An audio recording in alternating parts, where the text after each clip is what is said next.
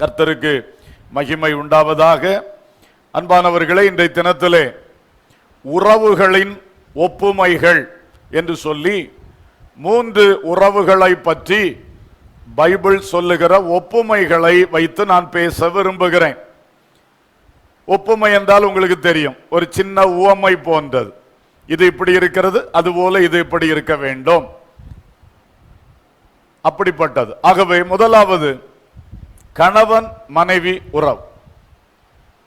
கணவன் மனைவி உறவு, அதுக்கு பைபிள் சொல்லுகிற 2 ஒப்புமைகளை உங்களுக்கு சொல்ல விரும்புகிறேன். ஒன்று செடி கொடி. ஒரு செடியும் கொடியும் போல கணவன் மனைவி இருக்க வேண்டும். செடியும் கொடியும்.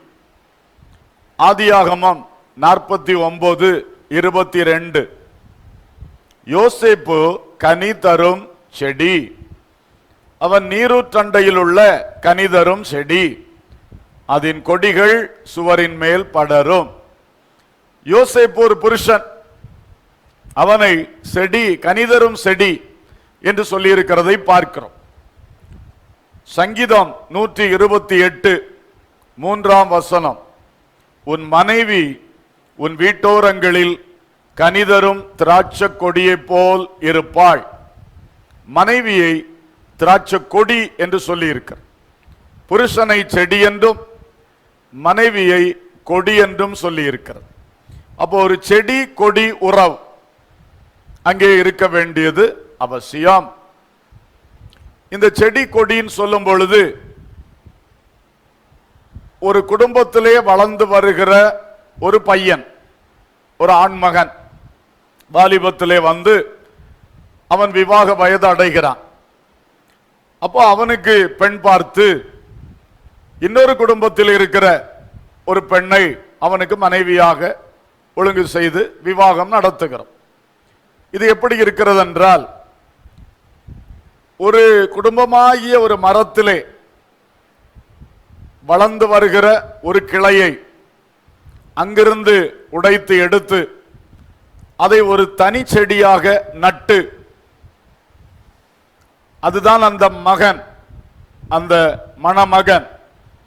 அவன் வாழ்ந்து வந்த அந்த பெற்றோரிடத்திலிருந்து அவன் தனிமைப்படுத்தப்பட்டு அல்லது பிரித்தெடுக்கப்பட்டு ஒரு தனி குடும்பமாக மாறுவதற்காய் தனிச்செடியாய் நடப்பட்டு இன்னொரு பேரண்ட் பிளான்ல இருந்து இன்னொரு செடி அல்லது மரத்திலே இன்னொரு குடும்பத்திலே வளர்ந்து வந்த அந்த மணமகள் அந்த கொடியை அங்கிருந்து பிரித்தெடுத்து இந்த மணமகனாகிய செடியோடு ஒட்ட வைக்கிறது. அதுதான் விவாகம். அப்ப விவாகம் என்று சொல்லும் பொழுது 2 செடிகளில் அல்லது 2 மரங்களில் இருந்த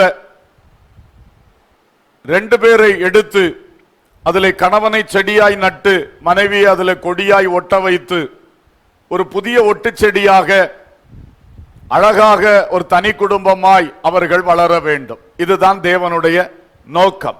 அல்லேலூயா. வசனங்கள் ஒவ்வொன்றுக்கும் இருக்கிறது.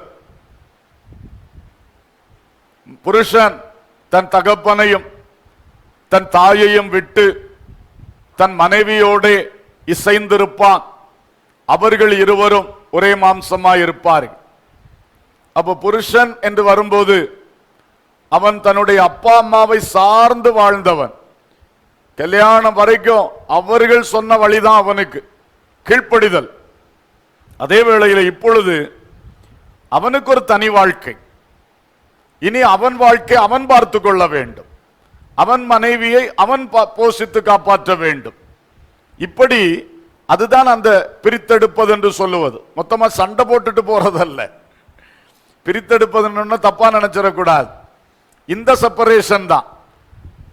இவன் தனி செடியா இருந்து அவனில் ஒட்டப்பட்ட கொடியோடு அவன் வாழ்ந்து கனி கொடுக்கணும், வாழ்ந்து வளர்ந்து கனி கொடுக்கணும். கல்யாணம் ஆன பிறகும் அப்பா எங்களுக்கு துணி வாங்க காசு கொடுங்க அப்படி இப்படின்னு சொல்லி பழையபடி அந்த செடியில போய் ஒட்டிட்டு இருக்க முடியுமா? இல்லை, தனி செடியா நிக்கணும். அதான் வாலிபத்திலே கரெக்டா படிக்க வேண்டிய காலம் படித்து சம்பாதிக்க வேண்டிய அந்த அனுபவத்தில் வந்துடணும். வந்த பிறகுதான் கல்யாணம். உனக்கு மனைவியை போஷித்து காப்பாற்ற முடியுமா? அந்த திராணி வர்றது வரைக்கும் கல்யாணத்தை பற்றி யோசிக்காத. படிப்பை யோசி, வேலை வாய்ப்பை பற்றி ஜெபம் பண்ண யோசி. ஸ்டடி ஆன பிறகு, அதுக்குரிய வயசு வந்த பிறகு கல்யாணம். கல்யாணம் பண்ணின பிறகு வேற ஒரு ஆளுடைய ஆதரவை நம்பி பொருளாதாரத்திலேயோ எந்த காரியத்திலேயோ அப்படி இருக்கக்கூடாது. தனி குடும்பமா இருக்கணும், சரியா நடத்தணும். ஒருவேளை கல்யாணமாகி உங்களுக்கு வருஷங்கள் ஆகியிருக்கலாம். நீங்களும் இதான் விஷயம் தெரிந்து கொள்ளுங்க. அதுல நீங்களே போய் ஒரு கொடியா மாறிடக்கூடாது. செடியாய் நிற்க வேண்டிய புருஷன் பழையபடி அந்த பெற்றோருக்கு கொடியாக மட்டும் இருந்தால் எப்படி உங்கள் செடி வளரும்? எப்படி உங்களை நம்பி வந்து ஒட்டின அந்த கொடி அவள் எப்படி நிற்க முடியும்? அங்கதான் பிரச்சனைகள் வருகிறது.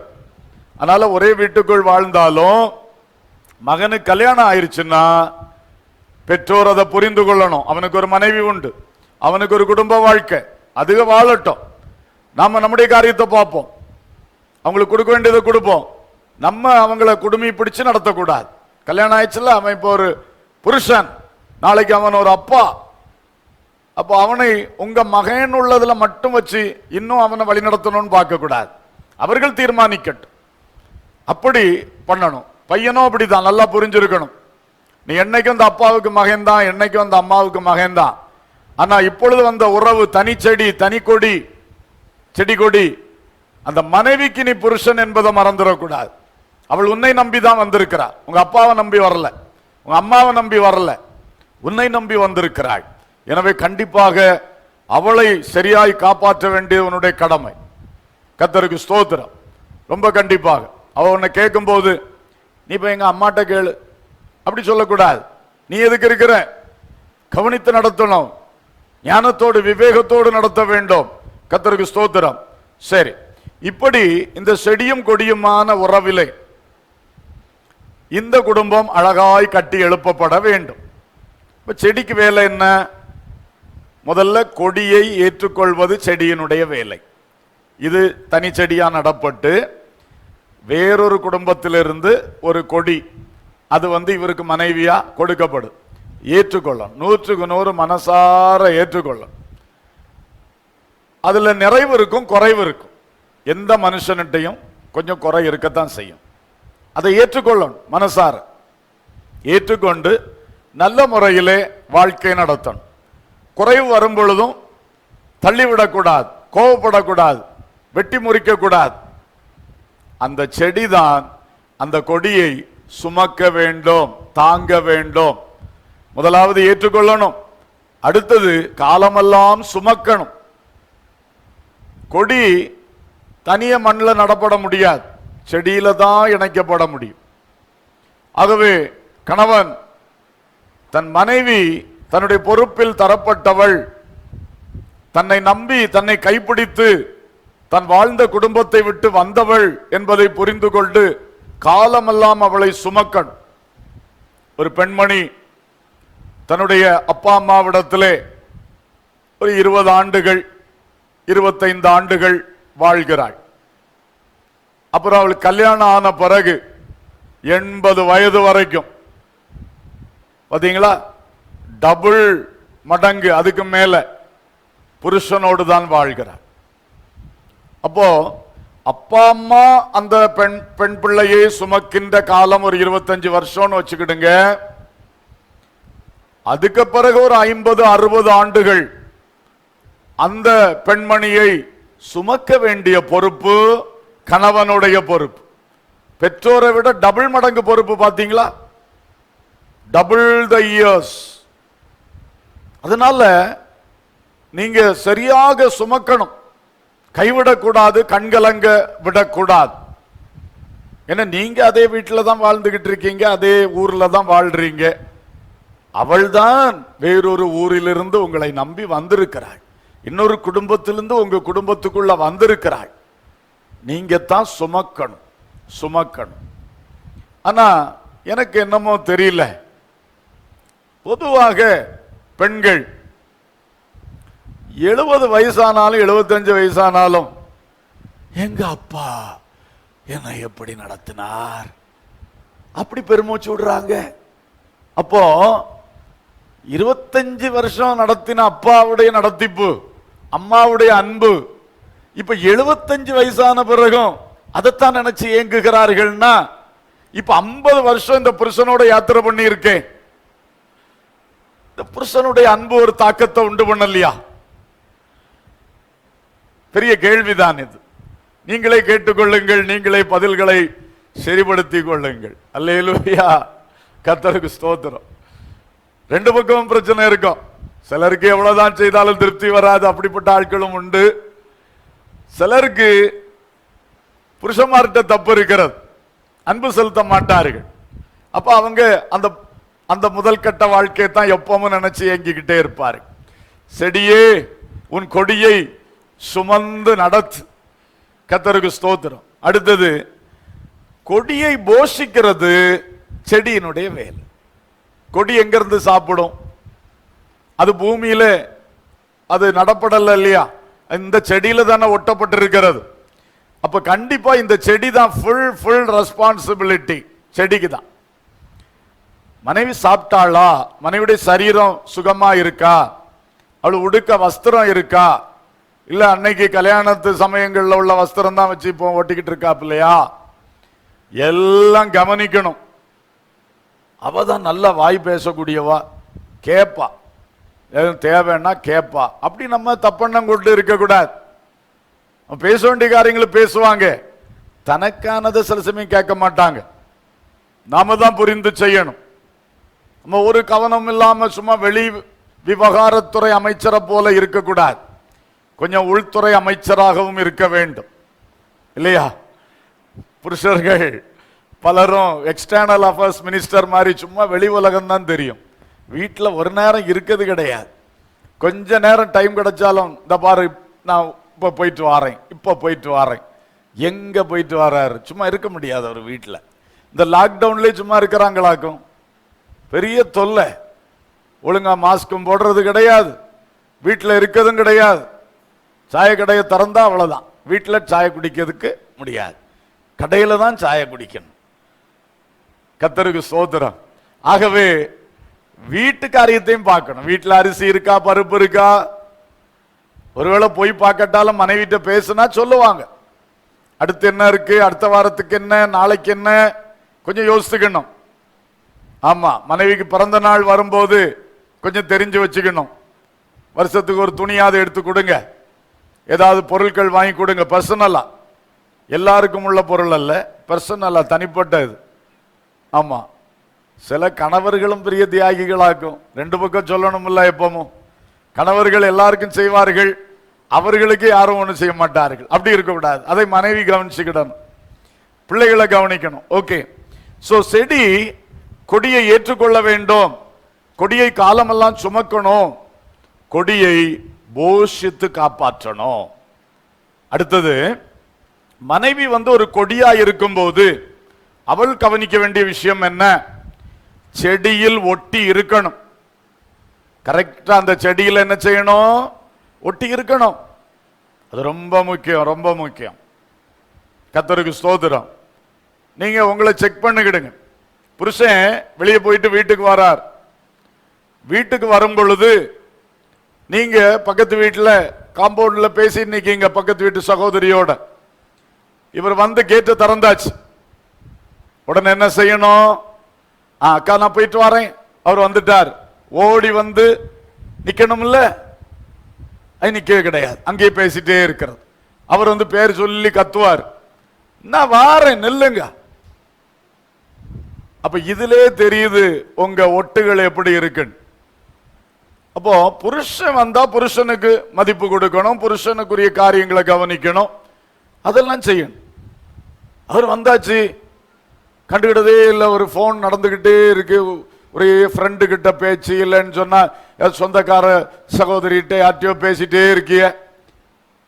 அவர் வராரு, போய் துணியெல்லாம் மாத்துறாரு, வராரு, ஒரு டீ வேணும்னு விரும்புறாரு, இங்க போன் நிக்காது, போன் அது போயிட்டே இருக்கும். ஒரு கோபம் வருமா வராதா அவருக்கு? இதெல்லாம் கவனிக்கணும். அதனாலதான் நான் சொல்றேன், புருஷனோடு ஒட்டி இருங்க. உங்கள் தோழிகள், உங்கள் உறவுகள், உங்க அம்மா அப்பா எல்லாம் நல்லவர்கள் தான். ஆனா புருஷன் எனக்கு கொடுக்க வேண்டிய நேரத்தில் கரெக்டா இருக்கு. இந்த ஒட்டு கரெக்டா இருக்கணும். ரொம்ப கவனமா இருக்கும். ரொம்ப கவனமா இருக்க வேண்டியது அவசியம். இந்த சிம்சோனுக்கு ஒரு மனைவி கிடைச்சா. சிம்சோன் தன் வாழ்க்கையாக அவளை நினைத்தான். ஆனா அவ சிம்சோனை என்ன எப்படி நினைச்சா தெரியுமா? விடுகதை வித்தகனாக நினைத்தாள். இதுதான் சிலருக்குள்ள காரியம். புருஷன் தன் முழுமையுமே அந்த மனைவி மேல வச்சிருப்பார். மனைவியோ அவரை ஒரு புருஷனா ஏற்றுக்கொள்றது இல்லை. ஏதோ ஒரு குறிப்பிட்ட ஒரு பாகம் மட்டும் வச்சிருப்பாங்க. அப்படி அல்ல. கடைக்கு கூட்டிட்டு சுத்துறவராக, வாகனத்தில் கொண்டு எப்பவும் சுத்துற டிரைவராக, இது ஏதோ ஒரு பாயிண்ட்ல தான் உற்சாகம் இருக்கும். அப்படி அல்ல. ஒரு புருஷன் மனைவியோடு ஒட்டி இருக்கணும், மனைவி புருஷனோடு ஒட்டி இருக்கணும். முழுமையாக எல்லாவற்றிலும் நீங்க ரெண்டு பேரும் உதவிகரமாக இருக்க வேண்டியது அவசியம். அல்லேலூயா. அடுத்தது, மனைவி கனி கொடுக்கும் கொடியா இருக்கணும். கனி கொடுக்கும் கொடி. உன் மனைவி உன் வீட்டோரங்களில், ஆங்கில பைபிள்ல வீட்டுக்குள்ளே என்று இருக்கிறது. சரி, கனி கொடுக்கும் கொடியாக இருக்க வேண்டும். நல்ல கனி கொடுக்கணும். என்ன கனி கொடுக்கிறது அப்படின்னு கேட்டீங்கன்னா, நீதிமொழிகள் 31 அதிகாரத்தை எடுத்து வாசிங்க. அதுதான் ஒவ்வொரு வசனத்திலையும் ஒவ்வொரு கனி சொல்லி இருக்கு. குணசாலியான ஸ்திரீ என்ன என்ன செய்கிறாள். நீங்க ஃப்ரீயா இருக்கும்போது ஒரு நாள் அந்த நீதிமொழிகளில் 31 அதிகாரத்தை எடுத்து வச்சு, அந்த குணசாலியான ஸ்திரீ என்ன என்ன கனி கொடுக்கிறா, என்னென்ன செய்கிறா, அவளுடைய கிரியைகள், அதான் கனி. அவளுடைய மனம் எப்படி இருக்கு, அவளுடைய கிரியை எப்படி இருக்கு. நீங்க இதை ஒவ்வொன்றா யோசித்து உங்களோட ஒப்பிட்டு பார்த்து நான் எப்படி இருக்கிறேன் அப்படி நீங்க பார்த்தாலே உங்களுக்கு நிறைய மாற்றங்கள் வரும். கனி கொடுக்கிறவளா இருங்க. புருஷனுக்கு கனி கொடுக்கணும். அடுத்து பிள்ளைகளுக்கு கனி கொடுக்கணும். உங்க வீட்டில் முதியோர் இருந்தா அவங்களுக்கும் கனி கொடுக்கணும். எல்லாரும் நீங்க தான் பண்ணணும். இப்போ நான் முதல்ல புருஷனானவன் தன் தகப்பனையும் தாயையும் விட்டு தன் மனைவியோட இசைந்திருப்பான்னு சொன்னோன்ன, சில மனைவி மாதிரி என்ன நினைக்கிறதுன்னா, இனி நீ உங்க அம்மாட்ட பேசவே கூடாது, இனி நீர் உங்க அப்பாட்ட பேசவே கூடாது, அவருக்கு ஒன்றும் கொடுக்க கூடாது. அப்படி போயிடாதீங்க. அது ஆண்டவருக்கே பிடிக்காது. பெற்றோரை கனம் பண்ணணும். பெற்றோரை கடைசி வரைக்கும், கடைசி மூச்சு வர கண்கலங்காம காக்கணும். அது அந்த புருஷனுக்கு வேலை இல்லை, மனைவியும் சேர்ந்து செய்ய வேண்டிய வேலை. மனைவி என்றைக்கு அந்த புருஷனை கைப்பிடிச்சு வீட்டுக்குள்ள வந்தாச்சோ, புருஷனுடைய அப்பாவையும் அப்பாவா தான் நினைக்கணும், புருஷனுடைய அம்மாவை அம்மாவா தான் நினைக்கணும். அப்படிதான் இருக்கணும். அதே மாதிரி புருஷன் மனைவி, அந்த மனைவியுடைய பெற்றோருக்கும் செய்ய வேண்டிய கடமையை செய்யுங்க. ஏதோ லீகலா சிந்தித்து அவ இங்க வந்தாச்சு, இனி நாங்க தான் அவங்க எப்படியும் போட்டு, அப்படி இல்லை. சிலருக்கு ஆண் பிள்ளைகள் கூட இருக்கிறார்கள், கவனிக்கிறார்கள். சிலருக்கு அந்த வாய்ப்பு இல்லை. பையன் இருந்தாலும் வெளிநாட்டில் இருக்கிறான், இல்ல பையன் இல்லை, கூட இருக்கிறதுக்கு ஆள் இல்லை, பிள்ளைகளை கல்யாணம் பண்ணி கொடுத்துட்டாங்க. நீங்க தான் அவங்களையும் பராமரிக்கணும். அதெல்லாம் கண்டிப்பா செய்யணும். அதே வேளையில் இந்த குடும்பத்துக்கு பாதகமாக, புருஷன் மனைவி என்ற செடி கொடிக்கு பாதகமாக ஒரு கிரியைகள் அங்கும் இங்கும் ரெண்டு பக்கம் இருக்கக்கூடாது. புரிந்து கொள்ளுங்கள். ஆகவே செடி கொடி என்கிறதுல கவனமா இருக்கணும். அதே போல தலை சரீரம் என்கிற ஒரு உவமையும் இருக்கிறது. நான் எல்லாம் எடுத்து சொன்னா டைம் போயிடும். தலை சரீரம், புருஷன் தலையா இருக்கிறான், மனைவி சரீரமா இருக்கிறாள். அப்ப அதுல நமக்கு நல்லா புரியுது, ரெண்டு பேரும் ஒன்று. இவர் இல்லாமல் தலை இல்லாமல் சரீரம் இல்லை, சரீரம் இல்லாமல் தலை இல்லை. ஆனா தலை நடத்துகிறது, நடத்தும் பொறுப்பு, தலைமைத்துவம் என்பது இருக்கிறது என்பதையும் புரிந்து கொள்ள வேண்டும். சரி, இனி நான் சொல்ல வருகிற இந்த கணவன் மனைவி உறவில் இரண்டாவது முப்புரி நூல். முப்புரி நூல், பிரசங்கி 4:12 கடைசி பகுதி. முப்புரி நூல் சீக்கிரமாய் அறாது. அப்ப இரண்டாவது ஒரு ஒப்புமை என்னன்னா, ஒரு முப்புரி நூலை காட்டுகிறார். 3 புரிகளால் இணைக்கப்பட்ட ஒரு ஸ்ட்ராங்கான ஒரு நூல், அதுதான் குடும்பம். அப்ப இந்த கணவன் ஒரு புரி, மனைவி ஒரு புரி, இவர்கள் ரெண்டு பேரும் இணைத்த கர்த்தர் அந்த நடுப்புரி. இப்படி இந்த கணவன் மனைவி உறவிலே கர்த்தரை நடுவாக வைத்து கணவனும் மனைவியும் கர்த்தருக்குள்ளே அப்படியே பின்னி பிணைந்து நின்றால் அது அறவே அறாது. அல்லேலூயா. இந்த கணவன் மனைவிக்குள்ள பெற்றோர், ரெண்டு பக்கத்து பெற்றோரும் வரக்கூடாதுன்னு சொன்னேன். இது தனி குடும்பம். போதகர்களும் வரக்கூடாது, நண்பர்கள் நுழையக்கூடாது, உறவினர்கள் நுழையக்கூடாது. கணவனும் மனைவியும் என்பதற்குள்ள வேற யாருக்குமே இடம் கிடையாது. இங்க வெளியே நின்று ஆலோசனை சொல்லுங்க, அங்க உள்ள புகாதீங்க, ரகசியங்களுக்குள்ள புகாதீங்க. அந்த விவேகம் கணவனுக்கும் வேணும், மனைவிக்கும் வேணும், ஆலோசனை கொடுக்க போற ஆளுக்கும் வேணும், ஜெபிக்க போற ஆளுக்கும் வேணும். ரொம்ப கவனமா.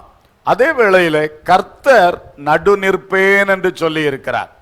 மல்கியா தீர்க்க தரிசனத்திலே கர்த்தர் ரொம்ப அழகாக சொல்லி இருக்கிறார். மல்கியா 2ஆம் அதிகாரம்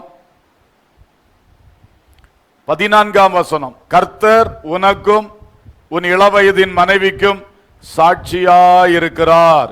அல்லேலூயா. பாருங்கள், கர்த்தருக்கு இந்த கணவனுக்கும் மனைவிக்கும் நடுவில் வரக்கூடிய அதிகாரம் இருக்கிறது. ஏனென்றால் அவரே அவர்களுடைய சிருஷ்டிகர், அவரே அவர்களை இருவரையும் கணவன் மனைவியாக இணைத்தவர். ஆகவே நிச்சயமாக கர்த்தர் என்ன செய்கிறார்? நடு நிற்கிறார். கர்த்தருக்கு ஸ்தோத்திரம். நீதிமொழிகள் 2:16, தன் இளவயதின் நாயகனை விட்டு தன் தேவனுடைய உடன்படிக்கையை மறந்து.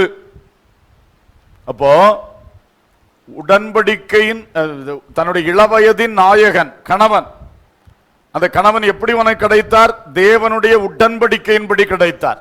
அங்கே தேவன் நடுவில் வருகிறார். அவரே உடன்படிக்கை, அவரே சாட்சி. கர்த்தர் உங்க ரெண்டு பேருக்கு நடுவில் நிற்கிறார். இதுதான் கிறிஸ்தவ குடும்பத்தின் வெற்றி. அல்லேலூயா.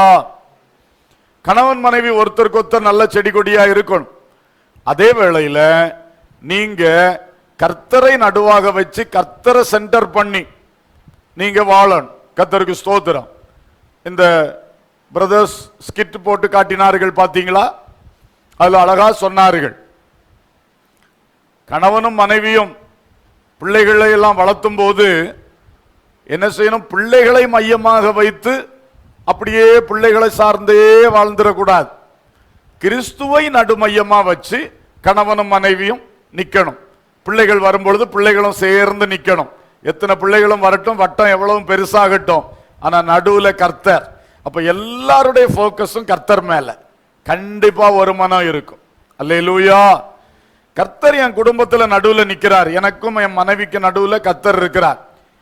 மற்றபடி யாரும் இல்லை, நாங்க ரெண்டு பேர் தான் இருக்கிறோம், ஆனா கர்த்தர் இருக்கிறார். அப்போ ஒரு தேவ பயம் இருக்கும்.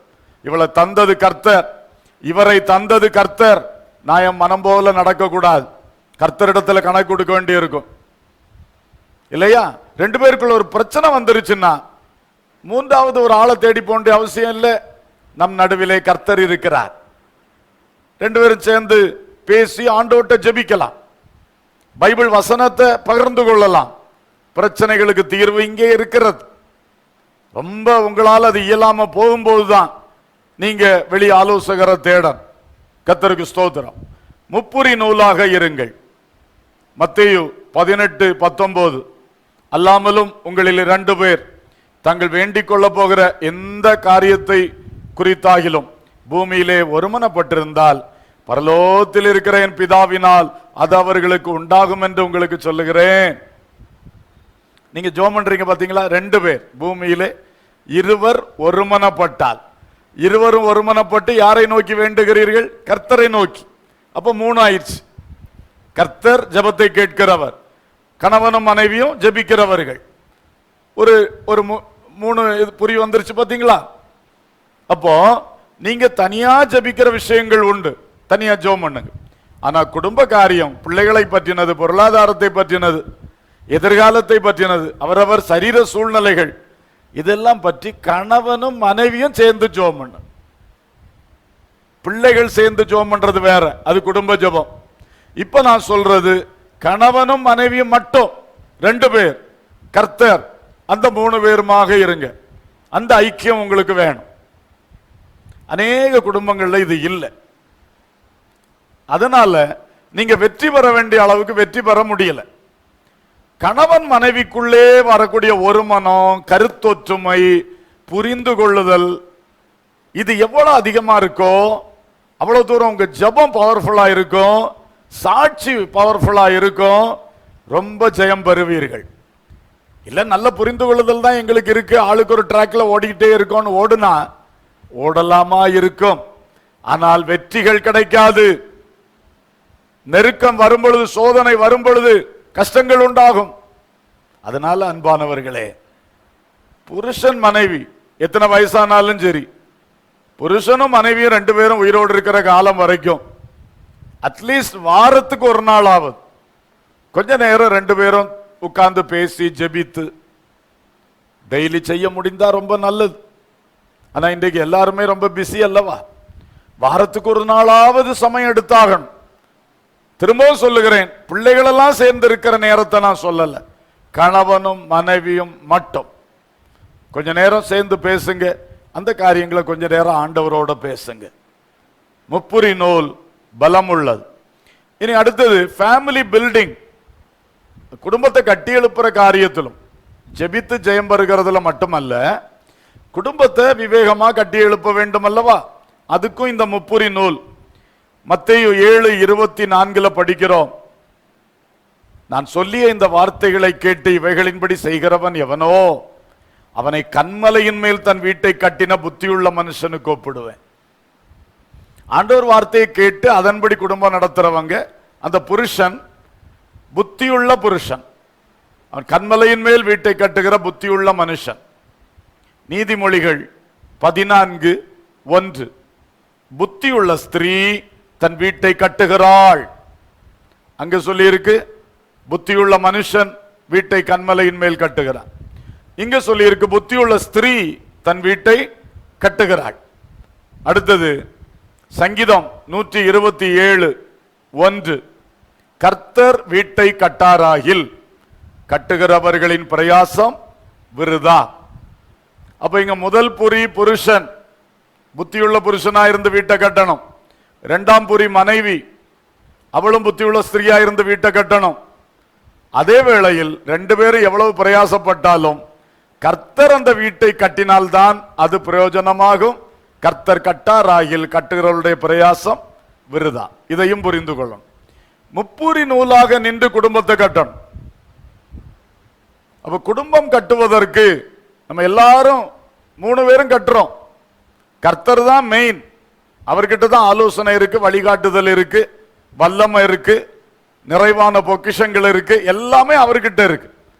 அப்போ அவர் சொல்லுகிறதை கேட்டு செய்யணும், அவரோடு கூட நின்று கட்டணும். அதுவே கர்த்தர் கட்டட்டும் சொல்லி புருஷன் சும்மா இருந்துடக்கூடாது, மனைவி சும்மா இருக்கக்கூடாது. மனைவிக்கும் பணி இருக்கு, புருஷனுக்கும் பணி இருக்கு, கட்டுகிற பணி.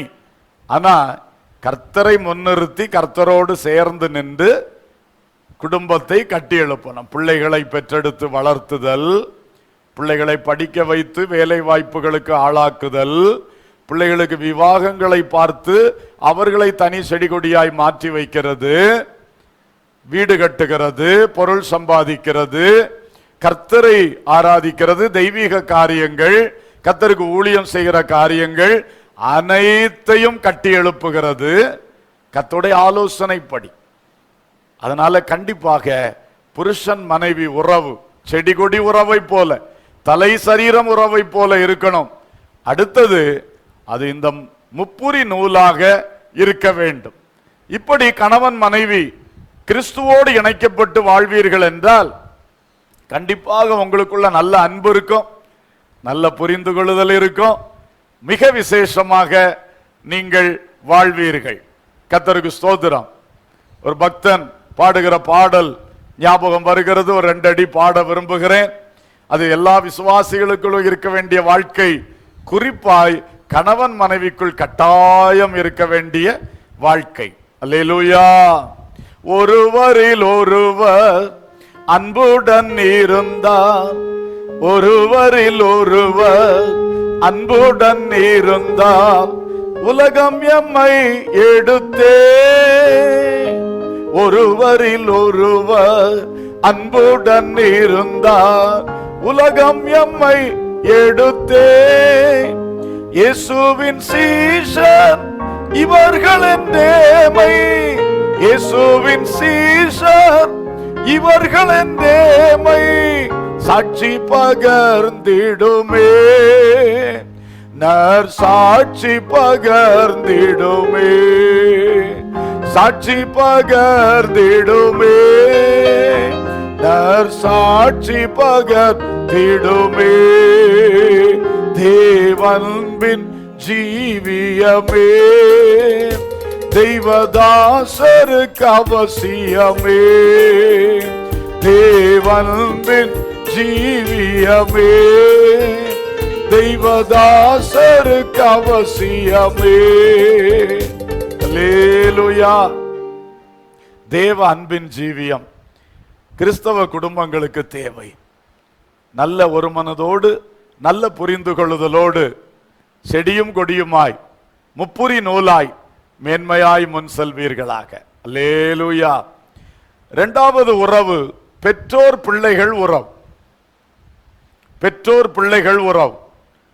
இதற்கு வேதம் சொல்லுகிற ஒப்புமை முதலாவது ஒலிவ மர கன்றுகள். ஒலிவ மரம் கன்றுகள். பெற்றோர் ஒலிவ மரம், பிள்ளைகள் கன்றுகள். சங்கீதம் 128 3ஆம் வசனத்தின் 2ஆம் பகுதி. உன் பிள்ளைகள் உன் பந்தியை சுற்றிலும் ஒலிவமர கன்றுகளைப் போல் இருப்பார்கள். உன் பிள்ளைகள் உன் பந்தியை சுற்றிலும் ஒலிவமர கன்றுகளைப் போல் இருப்பார். இந்த ஒலிவ மரம், ஒரு ஒலிவ மரம் வளர்ந்து வரும்போது அடுத்தது அதிலிருந்து கன்றுகள் புறப்பட்டு வரும். கன்றுகள். நம்ம ஊர்ல வாழை மரத்தை சொல்லலாம், தமிழ்ல சொல்லுவா வாழையடி வாழையாக. என்ன வாழையடி வாழையாக? ஒரு வாழை மரத்தை நட்டால் அது வளர்ந்த உடனே பக்கத்துல கன்றுகளை பிறப்பிக்கும். அந்த கன்றுகள் அந்த வாழை மரத்தை சுற்றி இருக்கும். அதான் வாழை அடி வாழையாக வளர்ந்து வர்றது. எதுக்கு அப்படி சொல்லுவாங்கன்னா, பிள்ளைகள் பெற்றோர்களை சுற்றிலும் அப்படியே அந்த பெற்றோருடைய பிள்ளைகளாக தன்மையிலே செய்கையிலே வளர்ந்து வருகிறார்கள். இவன் பரவாயில்ல, வாழையடி வாழையா வளர்ந்து வந்தவன். பூர்வீகத்தில் எங்க தாத்தாவே அந்த வேலை செஞ்சாரு, இவனும் இப்ப அந்த வேலை செய்து பெருசா வர்றான். இல்ல அவரு அன்னைக்கு அவரு நல்ல அறிவாளி, இவனும் நல்ல அறிவாளி, அவர் ரொம்ப குணசாலி, இவனும் ரொம்ப குணசாலி, இப்படி சொல்லுவாங்க. வாழையடி வாழையாக. ஒலிவ மர கன்றுகள்.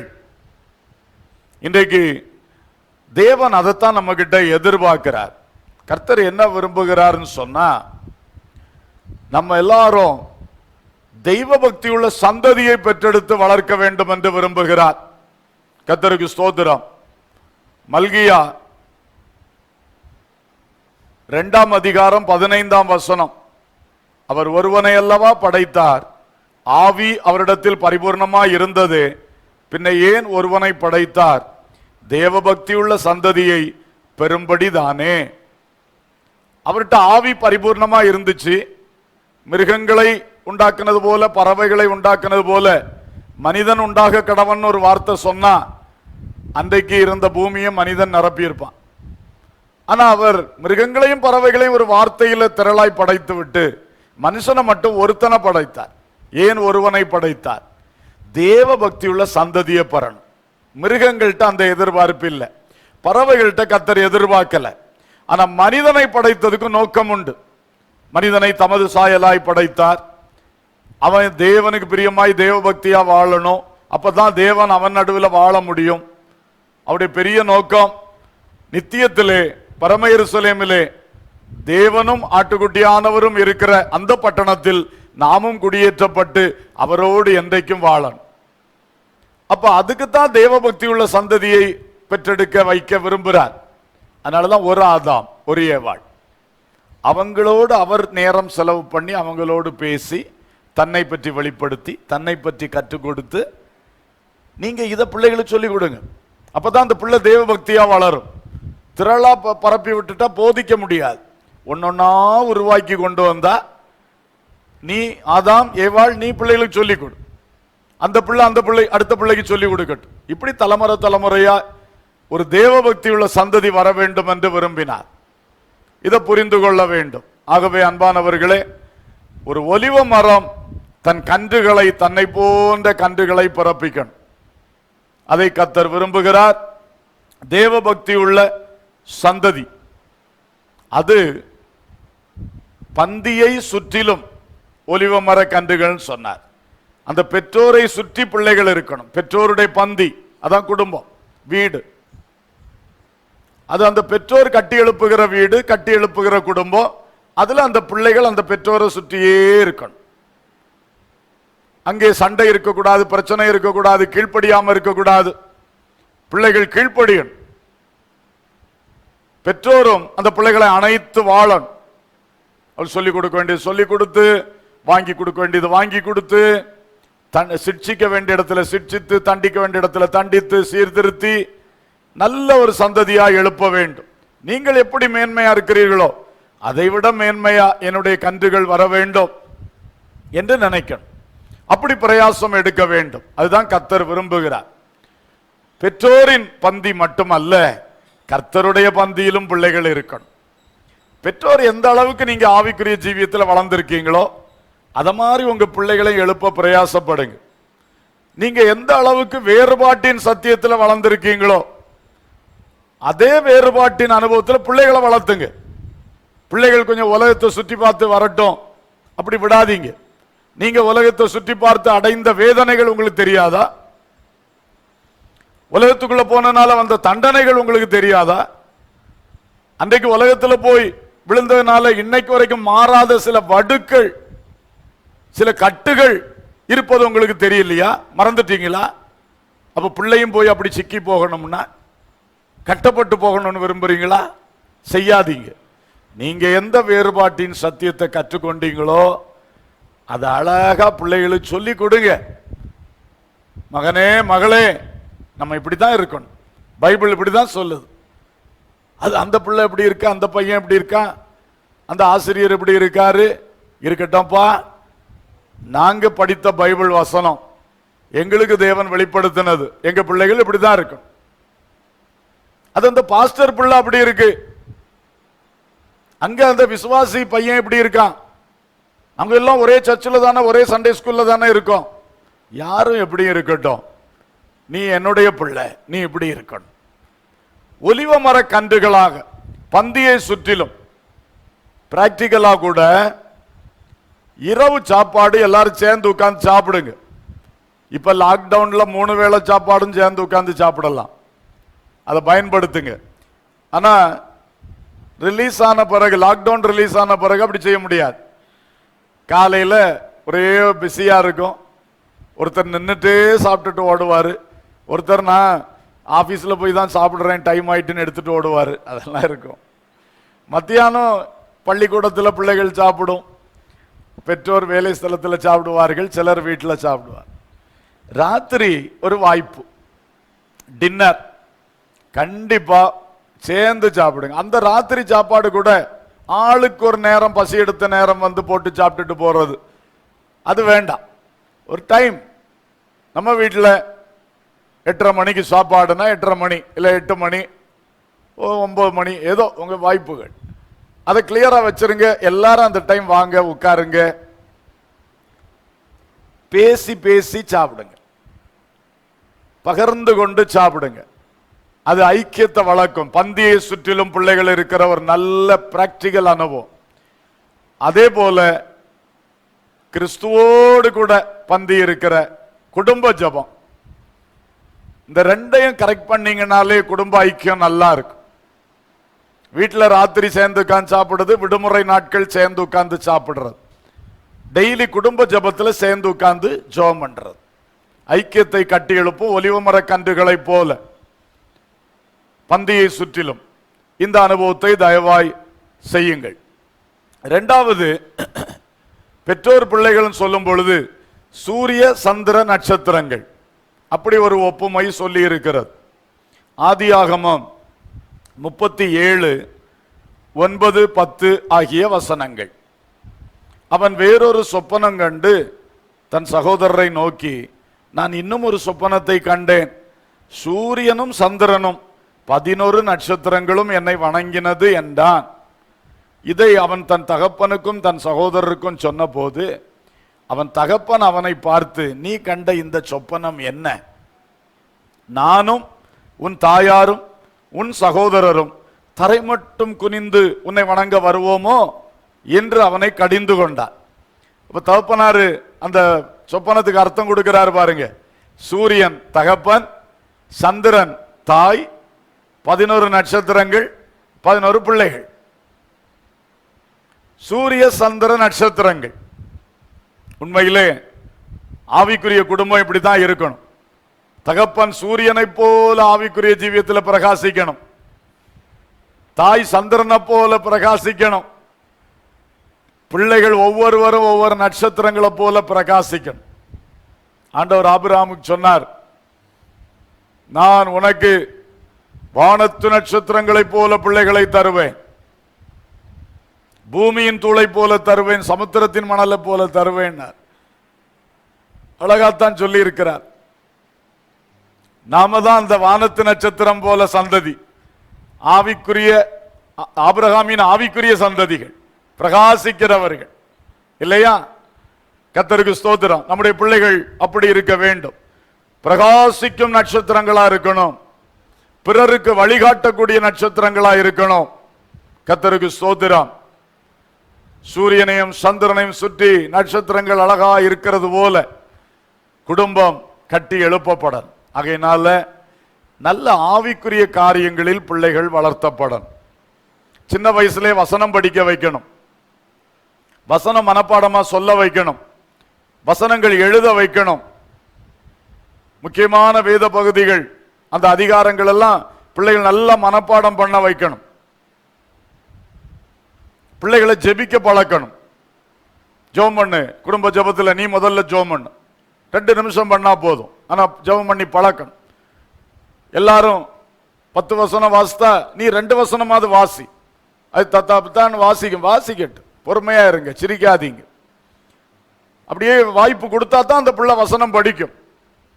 கர்த்தருக்கு ஸ்தோத்திரம். அப்படி வளர்த்து எடுக்க வேண்டும். இந்த காரியங்களில் கவனம் செலுத்துங்க. ஏன்னா கர்த்தர் நம்மகிட்ட எதிர்பார்க்கிறது வானத்து நட்சத்திரங்களை போன்ற சந்ததி. அல்லேலூயா.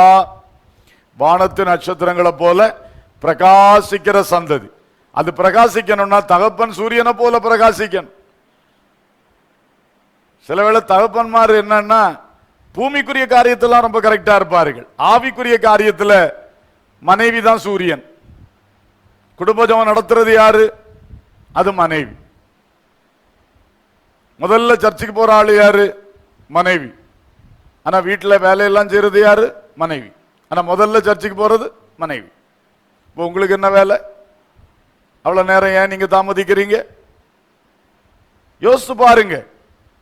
நீங்க சூரியனா இருங்க, அப்பதான் சந்திரன் சந்திரனா இருக்கும், நட்சத்திரம் நட்சத்திரமா இருக்கும். கண்டிப்பாக. ஆகவே நாம் இந்த நல்ல அனுபவத்தில் ஆவிக்குரிய பிரகாசம் உண்டாவதற்கு, அது மாதிரி நிறைய இடங்கள்ல பார்க்கறது என்னன்னா அடைபட்ட உள்ளங்கள். கொஞ்ச நாட்களா எனக்கு அது ஒரு இது மனசுல ஓடிக்கிட்டே இருக்கு. ரொம்ப ஸ்பிரிச்சுவல் தான், ஆனா அந்த அடைக்கப்பட்ட உள்ளங்கள் பயன்படாது. அது கொஞ்சம் திறந்த உள்ளமா இருக்கணும். ஒரு குடும்பம்னா அப்பா அம்மா பிள்ளைகள் எல்லாம் சந்தோஷமா இருக்கணும். சில குடும்பத்தில் பயங்கரமான ஸ்ட்ரிக்ட். ஒரு கணவன் மனைவி, அவர் 2 பேரும் இப்ப இல்லை, நல்ல பக்திமான்கள். உண்மையில ரொம்ப பாராட்டணும். அவங்களுடைய காரியங்கள் பார்த்தா ரொம்ப ஆச்சரியமா இருக்கும். பிள்ளைகள் இல்லை, 2 பேரும் தான் வாழ்க்கை. ஆனா அவங்களுக்குள்ள நல்லா இருப்பாங்க. ஆனா நீங்க அந்த வீட்டில் நடக்கிற காரியத்தை கேட்டா மிலிட்டரி டிசிப்ளின்,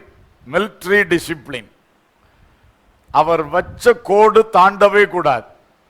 இன்ன டைம் எழும்பி ஆகணும், இவ்வளவு நேரம் ஜெபிக்கணும். ரொம்ப ஃபுல் சிஸ்டமேட்டிக். 10 மணி ஆச்சுன்னா படுத்திருக்கணும், கண்ணை மூடி இருக்கணும், உறங்கி இருக்கணும். யாரு? பிள்ளைகள் அல்ல, மனைவி. அவரும் மனைவியும் கடைசி வரை அப்படிதான் இருந்தார்கள். நல்ல வாழ்க்கை தான். ஆனா கொஞ்சம் என்ன, அந்த ஓவர் கட்டுப்பாடு, வெளியே யார்கிட்டையும் பழக மாட்டாங்க. இது நிறைய பேருக்கு இருக்கு.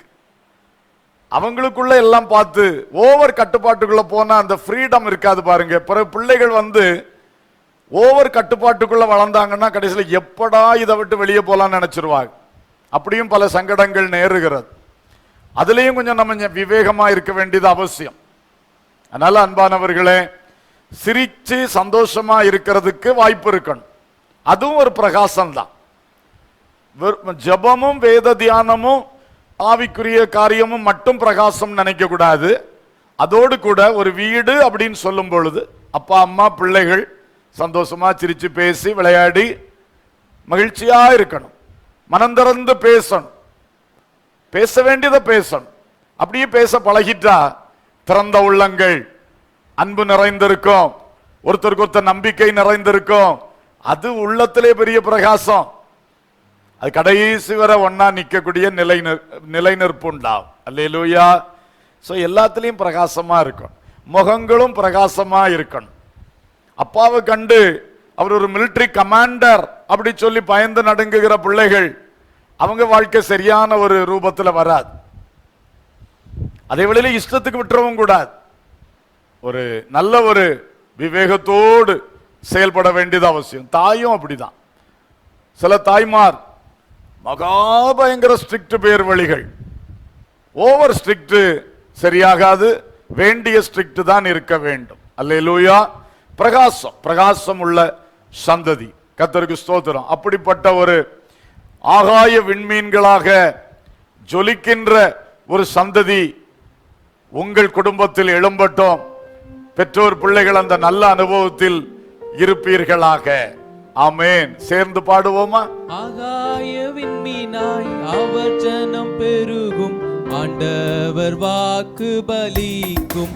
அல்லேலூயா. ஆகாய விண்மீனாய் அவர் ஜனம் பெருகும், ஆண்டவர் வாக்கு பலிக்கும். ஆனந்த துதி ஒலி கேட்கும், ஆடல் பாடல் சத்தமும் தோனிக்கும். ஆனந்த துதி ஒலி கேட்கும், ஆடல் பாடல் சத்தமும் தோனிக்கும். ஆகாய விண்மீனாய் அவர் ஜனம் பெருகும், ஆண்டவர் வாக்கு பலிக்கும். அல்லேலூயா. ஆகாய விண்மீனாய் அவர் ஜனம் பெருகும், ஆண்டவர் வாக்கு பலிக்கும். ஆமென். அல்லேலூயா. அன்பானவர்களே, நான் கணவன் மனைவி உறவை குறித்து சொன்னேன். செடி கொடி உறவு, முப்புரி நூலின் உறவு. அடுத்து பெற்றோர் பிள்ளைகளுடைய உறவை சொன்னேன். ஒலிவ மரம், கன்றுகள், சூரிய சந்திர நட்சத்திரங்கள். இனி அடுத்த உறவு முன்னோர் பேரப்பிள்ளைகள் உறவு. முன்னோர் பேரப்பிள்ளைகள் உறவு. முன்னோர்னா தாத்தா பாட்டி, அதுக்கு முந்தின கொள்ளு தாத்தா பாட்டி எல்லாம் இருக்கலாம். யாரா இருந்தாலும் முன்னோர்களுக்கும் பேரப்பிள்ளைகளுக்கும் உள்ள உறவையும் பைபிள் நமக்கு சொல்லுகிறது. இதிலே ஒரு ஒப்புமை என்னவென்றால், அடிமரம் துளிர். அடிமரம் துளிர். அடிமரம்னா அந்த மரத்தினுடைய மூடு, நம்ம ஊர் பாசையில மூடு. துளிர். ஏசாயா 11:1.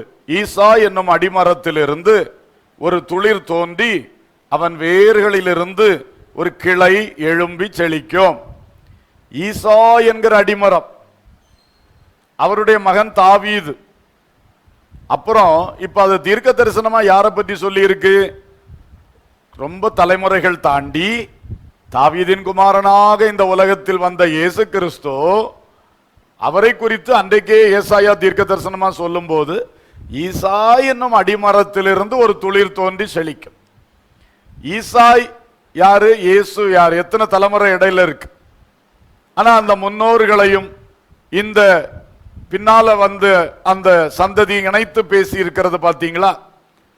அந்த முன்னோர்களுடைய அந்த அடிமரத்திலேயே அந்த ராஜரீக குடும்பம், அந்த ஈசாய் குடும்பத்துல தான் சாமுவேல் தீர்க்கதரிசி போய் அவன் பிள்ளைகளை கூப்பிட்டு அந்த கடைசி பையனாகிய தாவீதின் மேல ராஜாபிஷேகத்தை ஊற்றினான். தேவனால் தெரிந்து கொள்ளப்பட்ட ராஜரீகம் அந்த ஈசாய் குடும்பத்துக்கு தான். அப்புறம் சந்ததி சந்ததியா அந்த ராஜரீகம் அவங்க தலையில நின்றது.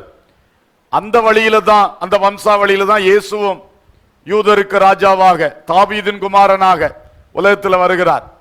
எனவே அந்த உறவு அடிமரம் துளிர் இது ரொம்ப முக்கியம்.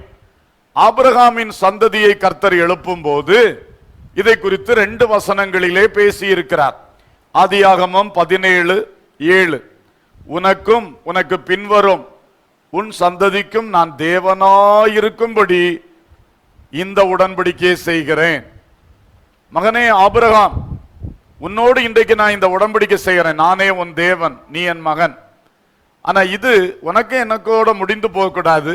தலைமுறை தலைமுறையாக நீ ஒரு அடிமரமாக, உன்னிலிருந்து இனி தலைமுறை தலைமுறையாய் துளிர்க்கிற பேர பிள்ளைகள், பின் சந்ததிகள் எல்லாருக்கும் நான் தேவனாயிருப்பேன்.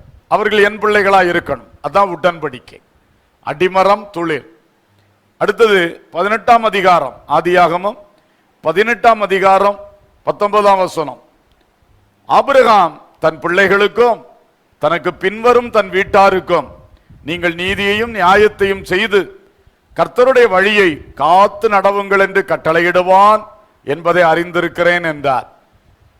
நான் உனக்கு தேவனா இருப்பேன், உன் பிள்ளைகளுக்கும் தேவனா இருப்பேன், சந்ததிகளுக்கு. அதே போல நீ என்ன செய்யணும்? உன் பிள்ளைகளுக்கு என்னுடைய வழிகளை சொல்லிக் கொடுக்கணும். உன் பிள்ளைகளுடைய பிள்ளைகளுக்கு சொல்லிக் கொடுக்கணும். தலைமுறை தலைமுறையாய் நீ என்ன செய்யணும்? என்னுடைய வார்த்தைகளை சொல்லிக் கொடுக்க வேண்டும். அல்லேலூயா, கர்த்தருக்கு ஸ்தோத்திரம். அப்போ இதுதான் இந்த அடிமரம் துளிர். ஒரு மனிதன் கிறிஸ்துவுக்குள் வந்த பிறகு அந்த அடிமரத்திலிருந்து திரும்ப எழும்பக்கூடிய துளிர்களுக்கு தேவன் தேவனாயிருக்க விரும்புகிறார். அவருடைய சத்தியத்தை எல்லாருக்குள்ளேயும் விதைக்க விரும்புகிறார். ஏன்னா கர்த்தர் யாத்திராமத்தில் சொல்லும் பொழுது கர்த்தரில் அன்பு கூர்ந்து கர்த்தரை சேவிக்கிற பிள்ளைகளுக்கு 1000 தலைமுறை மட்டும் இரக்கத்தை கட்டளையிடுவேன் என்று சொல்லி இருக்கிறார். அதே வேளையிலே கர்த்தரை விட்டு விக்கிரகத்தை ஆராதிக்க போகிறவர்களுக்கு 3ஆம் 4ஆம் தலைமுறை மட்டும் விசாரிப்பேன், தண்டிப்பேன் என்று சொல்லி இருக்கிறார். அப்போ ஒரு அடிமரம் தப்பு செய்தா அடி 4 தலைமுறைக்கு விழுது. நான் தடுமாறினால் என்னோடு நிக்காது. என்னுடைய அடிமரமாகி என்னிடத்திலிருந்து துளிர்க்கிற துளிர்களுக்கு 4 தலைமுறை வரைக்கும் அடி இருக்கு. நான் நல்லது செய்து கர்த்தரை பின்பற்ற தொடங்கினேன்னா இந்த அடிமரமாகிய என் மூலமாக 1000 தலைமுறைகளுக்கு நன்மை செய்வார். அல்லேலூயா.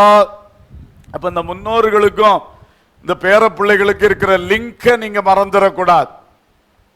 இன்றைக்கு அநேகருக்கு இதெல்லாம் ஒன்றும் சிந்திக்கிறது கிடையாது. தாத்தா பாட்டின்னா யாரோ ஒரு தூரத்து சொந்தக்கார மாதிரி நினைச்சுக்கிறார். அப்படி இல்லை. அவர்களிடத்திலிருந்து நம்ம கற்றுக்கொள்ள வேண்டியது நிறைய இருக்கு. அவர்களுடையதை, அந்த உள்ளத்தின் சுபாவங்கள், அறிவு, ஞானம், அவங்களுடைய காரியங்களை பெற்றுக்கொள்ள வேண்டியது இருக்கிறது. சும்மா அவருடைய சொத்தை சுதந்திரித்தா போதாது, அவங்க வச்சுட்டு போற பணத்தை சுதந்திரித்தா போதாது. அவங்களுக்குள்ள இருக்கிற மேன்மைகள், அவங்களுக்குள்ள இருக்கிற தரிசனங்கள், அவங்க எப்படி அவங்க பிள்ளைகளை கட்டி எழுப்புனாங்க, அந்த நிலையில தான் அடுத்த தலைமுறையும் வரணும், அடுத்த தலைமுறையும் வரணும். அப்படி வரணும். அப்படித்தான் கர்த்தர் விரும்புகிறார். எனவே நாம் நிச்சயமாக ஒரு அடிமரமும் வேரும் என்பதை கவனிக்கணும். யாருக்கெல்லாம் விசுவாசிகளாகிய பெற்றோரையும் விசுவாசிகளாகிய தாத்தா பாட்டியும் தந்தாரோ பாக்கியவான்கள். தீமோத்தேயுக்கு அந்த பாக்கியம் இருந்தது. இந்த விசுவாசம் உன் தாயாகிய ஐனிக்கேயாளுக்குள்ளும் உன் பாட்டியாகிய லோவிசாளுக்குள்ளும் இருந்தது. பாட்டி விசுவாசி, அம்மா விசுவாசி, இப்ப இவர் விசுவாசி. பாத்தீங்களா? அந்த அடிமரம், அந்த துளிர் அழகா இருக்கிறது. இது எல்லாருக்கும் கிடைக்காது. ஆனா கிடைத்தவர்கள் பாக்கியசாலிகள். அந்த தாத்தா பாட்டி அல்லது அவருடைய முன்னோர்களுடைய ஜபங்கள் உங்களுக்கு பொக்கிஷமா வைக்கப்பட்டிருக்கு. அவங்க வாழ்ந்த வாழ்க்கை, உங்களுக்கு கற்றுத்தந்த காரியங்கள் உங்க உள்ளத்துக்குள்ள விசுவாசமா சேமிக்கப்பட்டிருக்கு. இதெல்லாம் வச்சு நீங்க நல்லா வாழலாம். அதுதான் அந்த முன்னோர்கள் பேர பிள்ளைகளுக்குள்ள விஷயம். அதனால முன்னோர்களிடத்திலிருந்து கற்றுக்கொள்ளுங்கள். அல்லேலூயா. என்னுடைய அம்மா தாத்தா எப்பவுமே நான் மறக்க மாட்டேன். நிறைய விஷயங்கள் அவரை பார்த்து நான் படிச்சிருக்கேன். ரொம்ப நீதிமான். அவர் ஒரு விவசாயி, ஆனா மிகப்பெரிய ஞானி, மிகப்பெரிய நீதிமான். சமுதாய காரியங்கள், குடும்ப காரியங்கள், சாதா மக்களோடு பேசுகிற அந்த ஞானங்கள் ரொம்ப ஆச்சரியம், ரொம்ப ஆச்சரியம். சொல்லியும் கேட்டிருக்கிறேன். வேறு மக்களோடு அவர் பேசுவதை கூட இருந்து கேட்டு நிறைய படிச்சிருக்கேன். அப்போ நமக்கு அது பாக்கியம். அவர் சாகும் பொழுது அவருக்கு பணிவிடை செய்யக்கூடிய பாக்கியமோ ஆண்டவர் எனக்கு தந்தார். அதெல்லாம் நமக்கு கிடைக்கிற பாக்கியங்கள். பிள்ளைகளே, உங்களுடைய தாத்தா பாட்டி வயதான நாட்கள்ல போய் அவர்களை பராமரிங்க. லீவு நாட்கள் போங்க, அவங்களுக்கு செய்ய வேண்டிய கிளீனிங் ஒர்க்கு, அவங்களுக்கு செய்ய வேண்டிய எல்லாம் செஞ்சு கொடுங்க. ஆனா அவங்களுக்கு பிடித்த மாதிரி செஞ்சு கொடுங்க. சிலர் உதவி செய்ய போவார்கள், அவர்களுக்கு அது உத்தரவமா தெரியும். ஏன்னா அவங்களுடைய நிலைமை நீங்க புரிஞ்சு அதுக்கு தக்கதாக அவர்களுக்கு செய்ய வேண்டியெல்லாம் செய்து கொடுங்க. கூட இருந்து பேசுங்க. அதுதான் ரொம்ப ரொம்ப முக்கியம். ஏன்னா நீங்க ரொம்ப பிஸி, உங்க அப்பா அம்மா பிஸி, அந்த தாத்தா பாட்டி பிஸியா இருந்தாங்க ஒரு காலத்துல. இப்போ அப்படியே இருக்கிறார்கள், ரொம்ப சோர்வா இருப்பாரு. அதனால கண்டிப்பாக பேர பிள்ளைகள் தாத்தா பாட்டியோட அதிகமா பேச வேண்டியது ரொம்ப அவசியம். பேசணும். உலக காரியங்களை அவங்களுக்கு சொல்லணும். அவங்க வெளியே வர முடியல, சொல்லணும். அவங்க சொல்றத நல்லா கேட்கணும். அவங்க அவங்களுடைய பாணியில, அவங்களுடைய பாசையில தான் சொல்லுவாங்க. ஆனா அதுல ரொம்ப அர்த்தமும் கருத்தும் உண்டு, ரொம்ப அனுபவம் உண்டு. அதெல்லாம் கேட்கணும். உங்க வாழ்க்கைக்கு பிரயோஜனமா இருக்கும். ஸ்தோத்திரம். அடுத்தது கடைசியாக இந்த முன்னோர்கள் பேரப்பிள்ளைகள் உறவிலே மேன்மை கிரீடம், மேன்மை கிரீடம் ஒரே வசனத்தில் இருக்கிறது. நீதிமொழிகள் 17:6. பிள்ளைகளின் பிள்ளைகள் முதியோருக்கு கிரீடம், பிள்ளைகளின் மேன்மை அவர்கள் பிதாக்களே.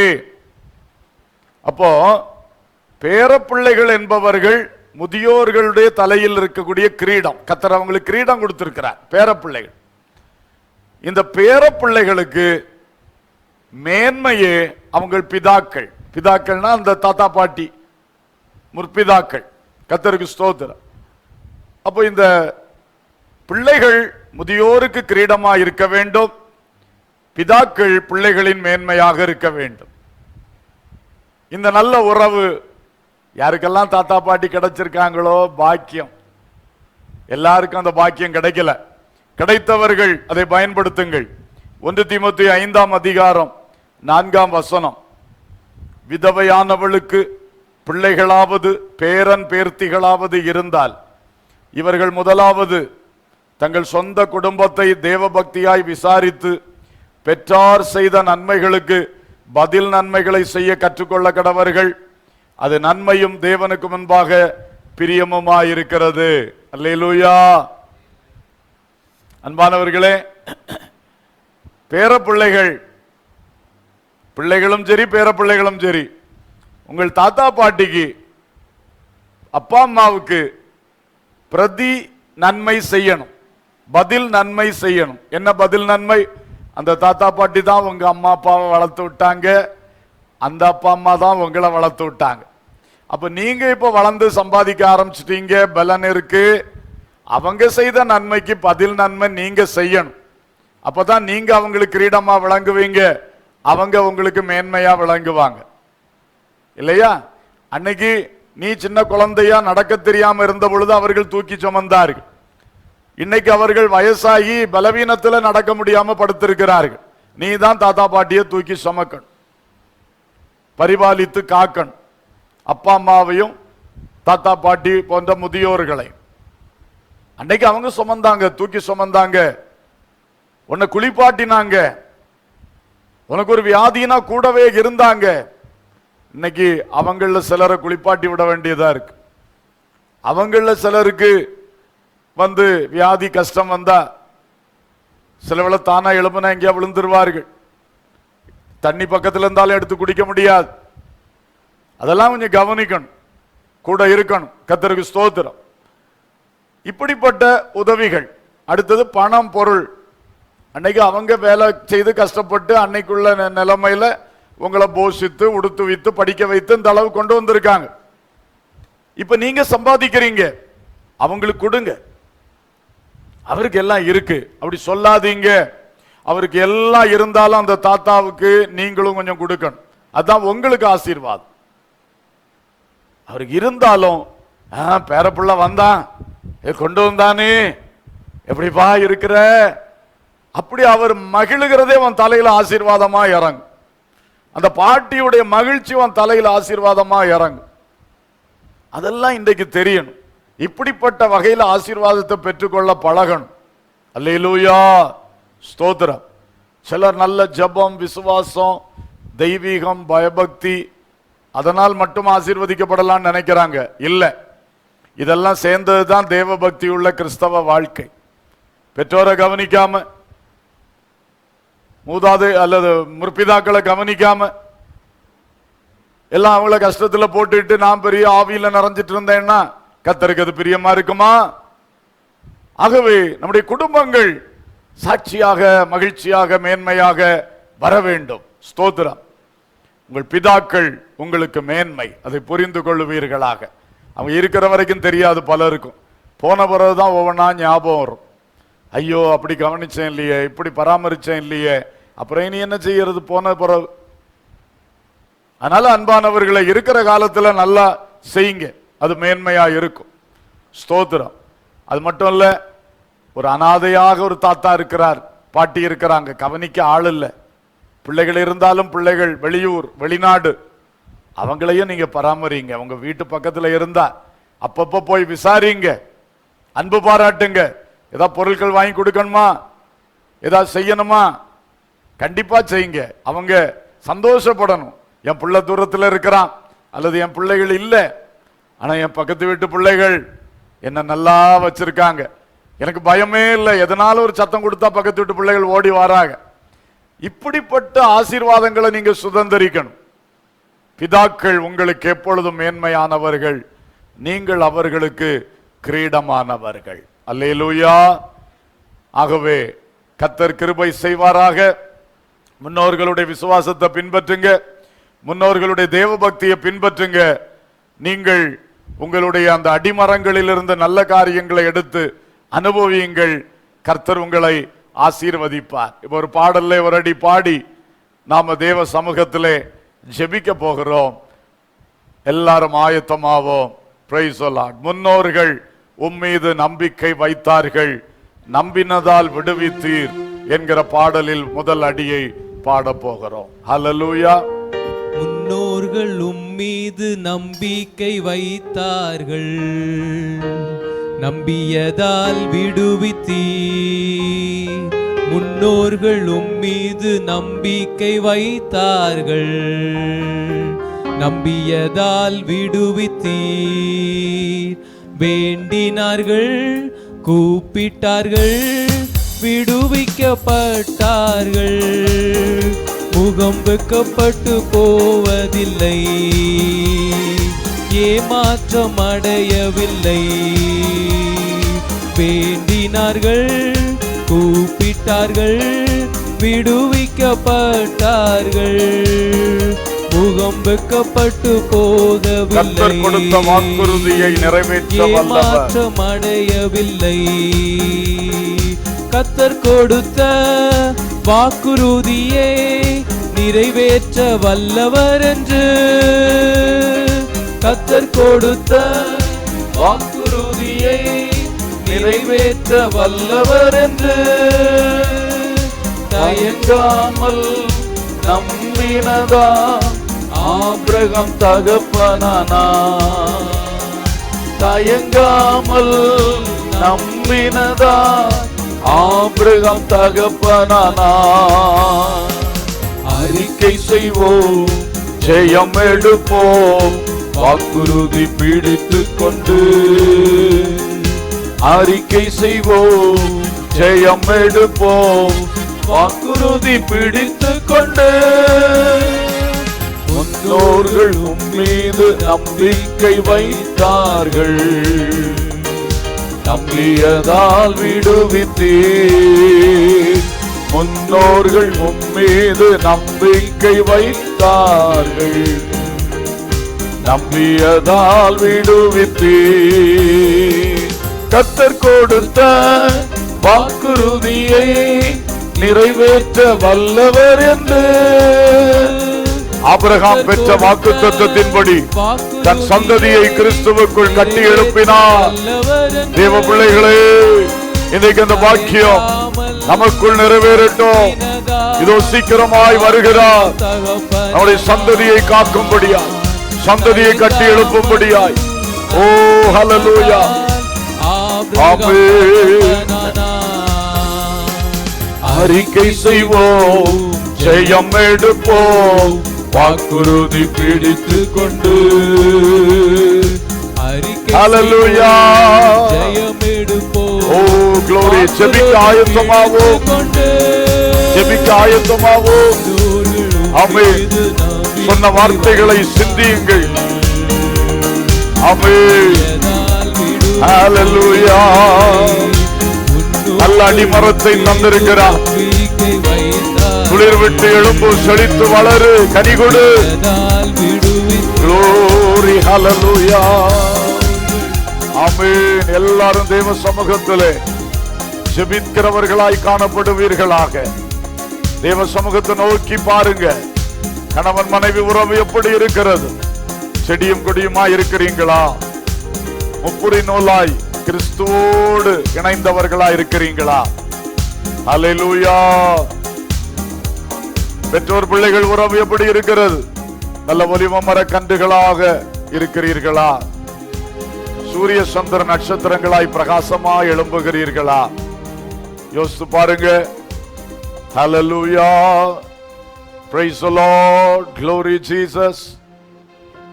ஆமென். கர்த்தரை நோக்கி பாருங்க. வாய் திறந்து ஜெபம் பண்ணுங்க. குறைகள் இருந்தா அறிக்கை பண்ணுங்க. என்றைக்கும் நாம் இப்படி கேட்பதில்லை. கேட்கிற வேளை ஆண்டவர் எதையாவது உணர்த்தினார்னா அதுல கண்டிப்பாக ஒரு நல்ல முடிவெடுத்து திருந்தணும். அது வாழ்க்கையை பிரகாசமாக்கும், வாழ்க்கையை பிரகாசமாக்கும். Hallelujah. Glory Jesus. Thank you Lord. கர்த்தரை நோக்கி பாருங்க.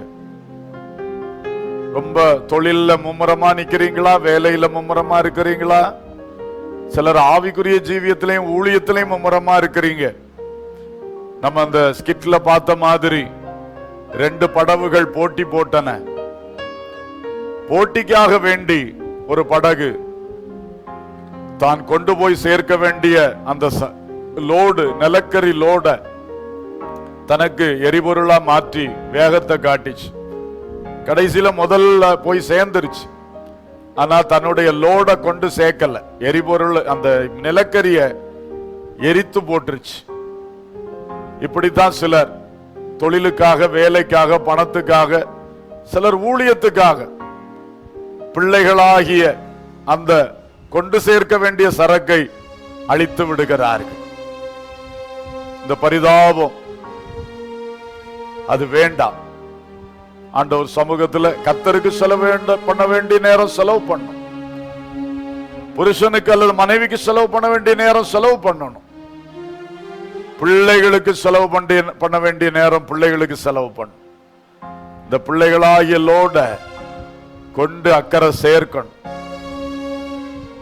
நானும் என் வீட்டாரும் கர்த்தருடைய வருகையிலே காணப்பட வேண்டும். Hallelujah. Glory Lord. Praise thee, praise thee. எல்லாரும் ஜெபிக்கலாமா? பரலோக பிதாவே, நல்ல தகப்பனே, உம்மை துதிக்கிறோம். புருஷன் மனைவி உறவு, பிள்ளைகள் பெற்றார் உறவு, முன்னோர்கள் பேர பிள்ளைகள் உறவு பைபிள் அழகா எங்களுக்கு சொல்லி தருகிறது. இவைகளில் எங்கள் குறைகளை நிறைவு செய்து கர்த்தர் தந்த வாய்ப்புகளை நன்றாக பயன்படுத்தி இன்னும் மேன்மையாக வளர்ந்து சிறக்க ஒவ்வொருவருக்கும் உதவி செய்யும். குறைகளை உணர்த்தி கொடுப்பீராக. அது திருந்துவதற்கு நல்ல உணர்வை கொடுங்க. ஒவ்வொருவரும் சரியாய் திருந்தும்படி கர்த்தர் கிரியை செய்யுங்க. நிச்சயமாக இந்த எல்லா உறவுகளும் பிரகாசமா இருக்கணும், மகிழ்ச்சியா இருக்கணும், ஆசீர்வாதமா இருக்கணும். குடும்பங்கள் மேன்மையடைந்து, சபைகள் மேன்மையடைந்து, தேசங்கள் மேன்மையடையணும். கர்த்தருடைய வருகைக்கு இந்த உலக மக்கள் ஆயத்தமாகணும். அப்படிப்பட்ட ஆசீர்வாதங்களை தாருங்க. இந்த FGFFM உடைய ஊழியங்களை இன்னும் மேன்மைப்படுத்துங்க. இன்னைக்கு இந்த வார்த்தைகளை கேட்ட ஒவ்வொருடைய குடும்பத்துக்குள்ளும் நிச்சயம் ஒரு புதிய ஆசீர்வாதம், கிருபை, உறவுகளில் மேன்மை உண்டாக ஜெபிக்கிறோம். சகல துதியும் கனமும் மகிமையும் உமக்கே நாங்கள் செலுத்துகின்றோம். இயேசுவின் நாமத்தில் கேட்கிறோம் ஜீவனுள்ள பிதாவே, ஆமேன். என் ஆத்துமாவே கர்த்தரை ஸ்தோத்திரி, என் முழு உள்ளமே அவருடைய பரிசுத்த நாமத்தை ஸ்தோத்திரி. என் ஆத்துமாவே கர்த்தரை ஸ்தோத்திரி, அவர் செய்த சகல உபகாரங்களை மறவாதே. ஆமேன். நம்முடைய கர்த்தராகிய இயேசு கிறிஸ்துவின் கிருபையும், பிதாவாகிய தேவனுடைய அன்பும், பரிசுத்தாவியானுடைய ஐக்கியமும், சிநேகமும், வழிநடத்தலும், பாதுகாவலும் நம் அனைவரோடும், எல்லா குடும்பங்களோடும், FGFFM ஊழியங்களோடும் தொடர்ந்து நிலைத்திருப்பதாக. ஆமீன். துதி கனம் மகிமை எல்லாம் இயேசு ராஜாவுக்கே.